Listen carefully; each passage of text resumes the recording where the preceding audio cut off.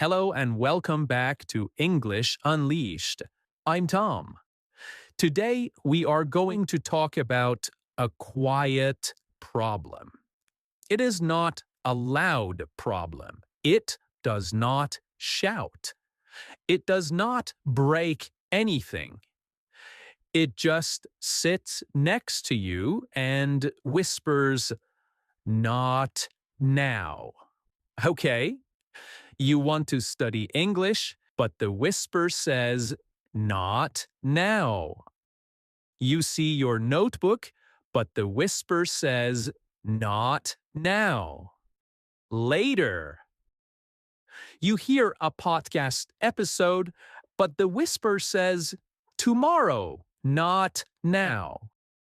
And the strange thing is this: you are not saying no to English.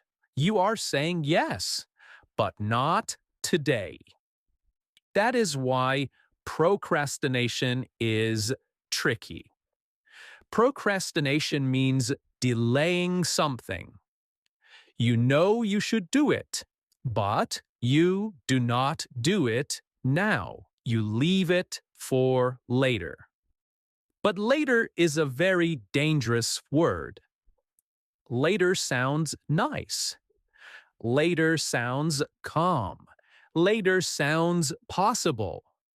But many times, later becomes never.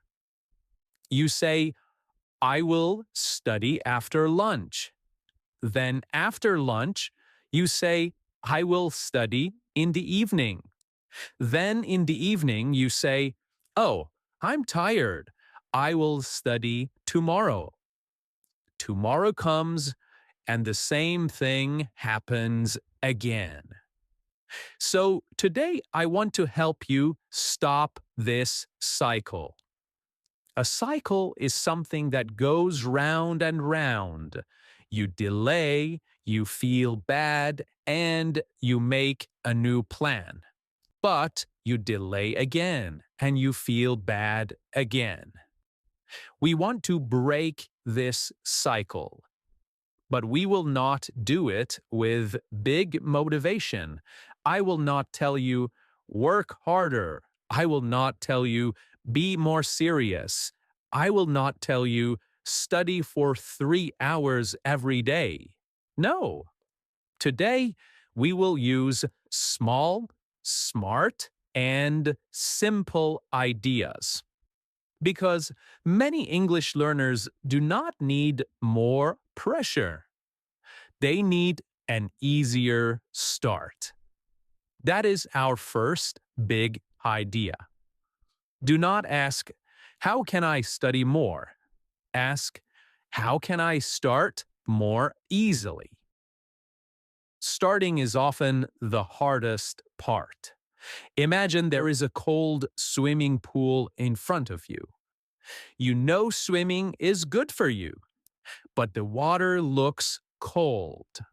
So you stand there, you look at the water, you touch it with your hand, you wait, you think, you wait more.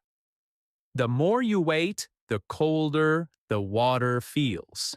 But if you put one foot in the water, something changes. You're not only thinking now, you have started. English study is like that. Do not try to jump into a long study session. Put one foot in.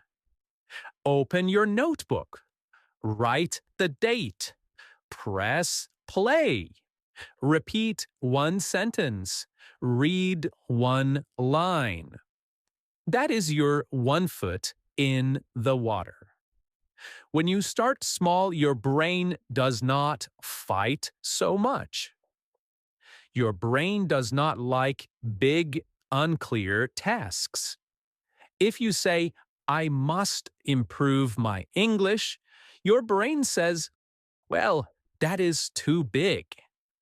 If you say, "I must become fluent," your brain says, "That is too far away." But if you say, I will repeat one sentence. Your brain says, okay, I can do that.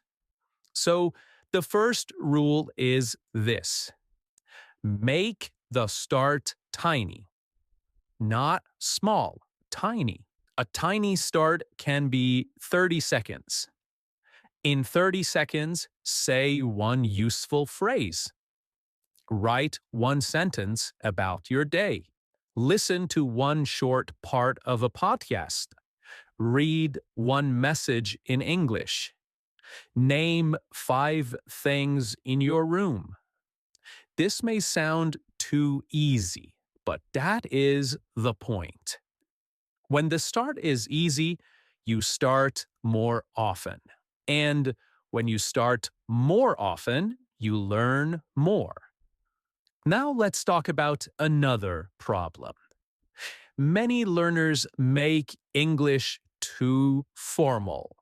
They think English study must happen at a desk. They imagine a serious book, a quiet room, a long session, and a perfect plan. But real life is not always quiet. Real life is messy. You have food to cook. You have messages to answer. You have work. You have family. You have noise. You have tired days. So do not wait for a perfect study moment. Make small English moments inside your real life. I call this touching English.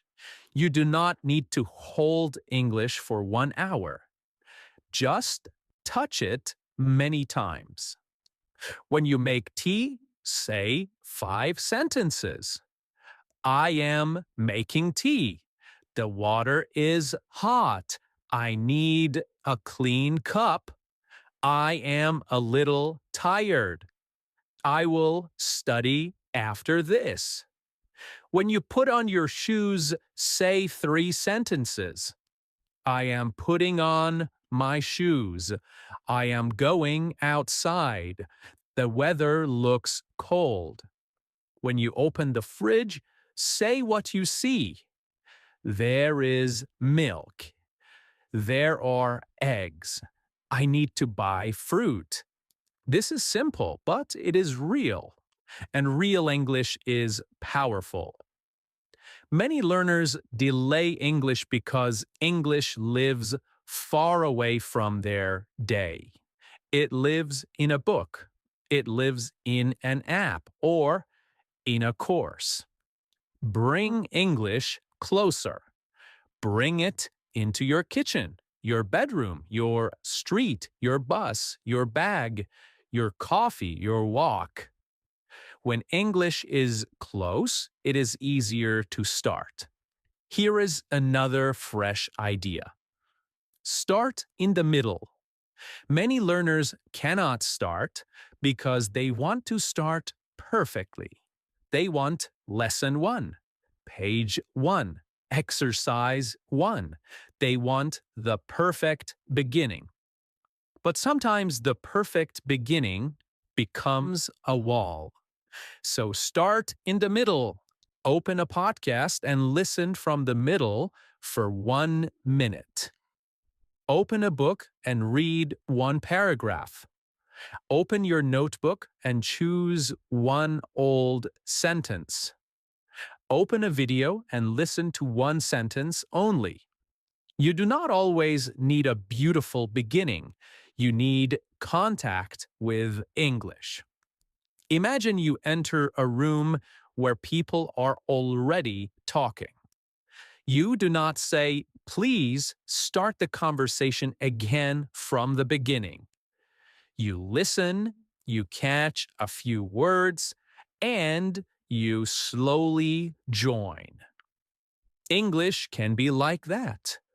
You can enter from the middle. This removes pressure. Now let's talk about the almost study problem. Almost study. This is when you feel like you are studying, but you are not really studying. For example, you search for the best English podcast. You'll get many videos. You choose a notebook. You organize your apps. You watch videos about how to learn English. You save many lessons. All of this feels useful. But sometimes it is not study. It is preparation. Preparation is good, but too much preparation becomes procrastination with nice clothes. You remember what procrastination means, don't you? Procrastination means delaying something, okay? Now you will always remember this word. So, ask yourself a simple question. Am I using English now? Not planning, not searching, not organizing your words or sentences. Using English. Am I listening? Am I speaking? Am I reading? Am I writing? Am I remembering? If the answer is no, do one small action. Say one sentence out loud. Write one sentence. Repeat one phrase. Listen to 10 seconds again. Use English now, not later. Now, I want to give you a special tool. It is called the English receipt. A receipt is the small paper you get after buying something. It shows what you bought. It also shows the price. At the end of your study, write your English receipt.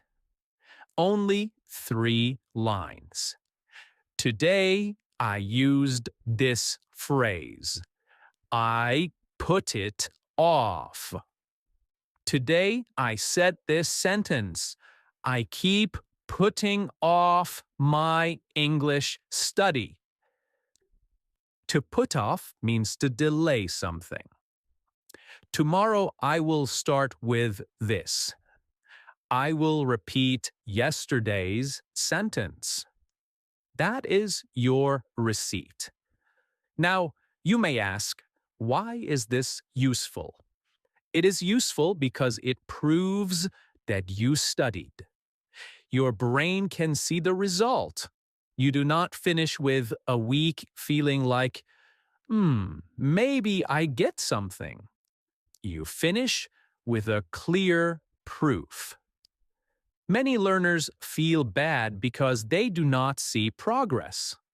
A receipt shows small progress. And small progress gives you energy.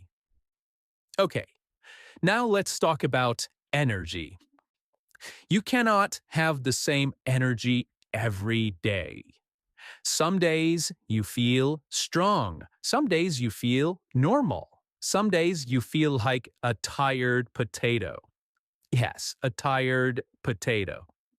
On tired potato days, do not use your normal plan. Use your tiny plan. A tiny plan can be this. Listen to English for 1 minute. Say 3 sentences. Review just one phrase. Then stop. That's it. Do not laugh at the tiny plan. The tiny plan is important. It keeps the door open. A learner who does 5 minutes on a bad day is not failing. That learner is protecting the habit. Think of your English habit like a small plant. On good days, you give it water, you give it sunlight and time. On bad days, you just give it a little water. So when you have low energy, say, today I will not grow the plant a lot. I will just keep it alive. This is a kinder way to learn. Now let's talk about fear. Some learners delay English because they are afraid of mistakes, afraid of forgetting words, afraid of hearing their own voice, afraid of sounding slow, afraid of seeing that they are not as good as they want to be. This fear is normal, but we need to make practice feel safer. Here is one way. Use private speaking.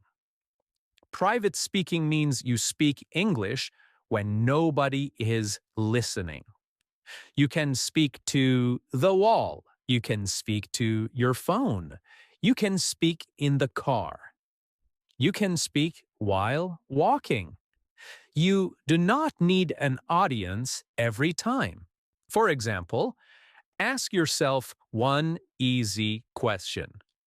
What did I do today? Then answer for 30 seconds. Today, I woke up early. I had coffee. I worked for a few hours. I felt tired in the afternoon. Now I am practicing English. That is enough. Do not stop for every mistake. Keep moving. After that, choose one sentence and make it better. Maybe you said, I worked few hours. Make it better. I worked for a few hours. That is real improvement. Okay, before we finish, I want you to remember this sentence. Procrastination wants English to feel big. So make English small. Small enough to start. Small enough to repeat. Small enough to do on a bad day. Small enough to bring into your real life. One sentence is small. 1 minute is small. One phrase is small.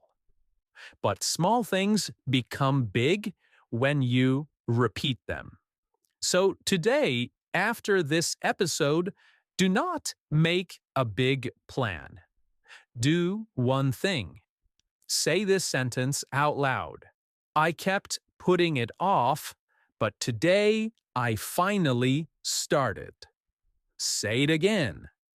I kept putting it off, but today I finally started. Now change it for your life. I kept putting off my English practice, but today I finally started. Good. That is your first step. That is your one foot in the water. That is your small door. And that is how you stop delaying, how you stop procrastinating. Thank you for listening to English Unleashed. I'm Tom. Start small today, and I will see you in the next episode. Bye for now.